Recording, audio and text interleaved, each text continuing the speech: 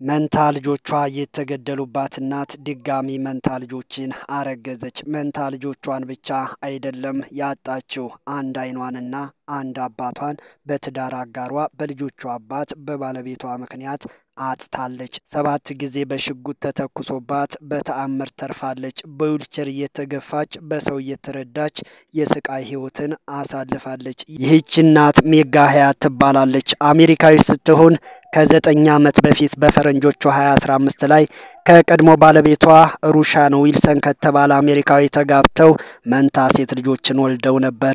ትዳራቸው በሰላም መቀጠል ያልቻለላቸው እነኚህ ባልና ሚስቶች ለመለያየት እየሞከሩ ሳሉ የልጆቹ አባት ባለቤቷ ሩሻን ዊልሰን መለያየታቸውን በመቃወም በሽጉጥ መንታ ልጆቹን ተኩሶ ይገድላቸዋል። ልጆቹን ብቻ አይደለም አባቷንም ጭምር ገደለባት። አንድ አይኗን አጠፋት፣ አካለ ጎደሎ አደረጋት። በዙሪያዋ ያሉ የቅርብ ቤተሰቦቿን አሳጣት። በወቅቱ 7 ጊዜ ተተኩሶባት ህይወቷ በታምር የተረፈችው ይህች እናት ከ4 ዓመት በፊት አዲስ ህይወት ጀምራለች። ይህች አሜሪካዊት እናት በደረሰባት ጉዳት አንድ አይኗን ከማጣቷ ባለፈ ለዓመታት በዊልቸር እና በሰው እርዳታ ብቻ ስትንቀሳቀስ ቆይታለች። በቤት ውስጥ ጥቃት ወላጆቻቸውን ያጡ ህፃናትን የሚደግፍ ተቋም በማቋቋም ስትሰራ የቆየች ይህች እናት ጆሴፍ ጆንሰን ከተባለ ሰው ጋር ጋብቻ መስርታ መንታ ልጆችን እንዳረገዘች ተገልጿል። የደረሰብኝ ጉዳት በቃላት የሚገለጽ አይደለም፣ ነገር ግን ዳግም እናት መሆኔ ከስብራቴ እንድድንና ከጸጸት እንድወጣ አድርጎኛል በማለት ሜጋ ሀያት ትናገራለች። ድጋሚ ልጆችን ማቀፍ እንደምችል ማየቴና የራሴን ቤተሰብ መገንባቴ ከምንም በላይ ደስታን ሰጥቶኛል የምትለው ይህች እናት በቀጣይ ጊዜ ወላጆቻቸውን ያጡ ህፃናትን ከአዲሱ ባለቤቷ ጋር በመሆን በማደጎ የማሳደግ እቅድ እንዳላቸውም ተናግራለች።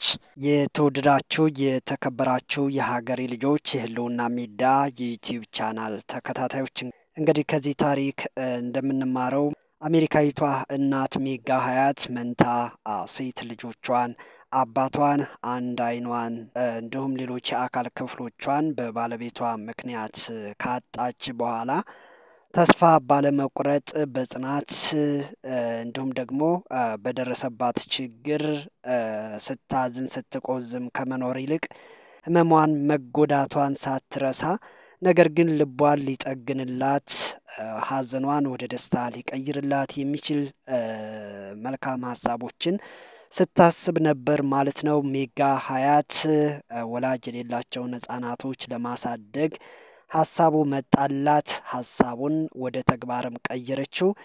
ቀድሞ ባለቤቷ ምክንያት ብዙ ነገሮች ቢጎድሉባትም ህይወት ትናንት ላይ ብቻ መቆም እንደሌለባት ነገ የተሻለ እንደሚሆን እያሰበች ዛሬን በአግባብ መኖር ጀመረች። ይህ መልካም ሀሳቧና ብርቱ ጥረቷ አዲስ ባለቤት የሚንከባከባት የሚያስብላት የሚያዝንላት ባለቤት እንድታገኝ አደረጋት። ከዚህ አዲሱ ባለቤቷም መንታ ልጆችን ጸነሰች። ከእርሱ ጋር በመሆንም የበጎ ስራዎችን እየሰራች አሳዳጊ ያጡ ህፃናትን እየተንከባከበች መኖር እንደጀመረች የሚያመላክት መረጃን ያጋራኋችሁ ማለት ነው። እንግዲህ ከዚህ ታሪክ ወደ ህይወታችን ወስደን ምንም እንኳን በህይወታችን የተለያዩ ፈተናዎች ቢያጋጥሙን ተስፋ ቆርጠን መቆም እንደሌለብን ከዚህ ታሪክ ልንማር እንችላለን ማለት ነው።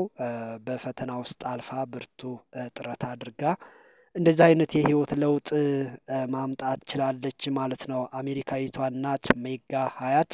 መሰናዶውን እንደተማራችሁበት ተስፋ አደርጋለሁ። በሌላ ዝግጅት እስከምንገናኝ ሰላም ሁኑ፣ ቸር ሰንብቱ።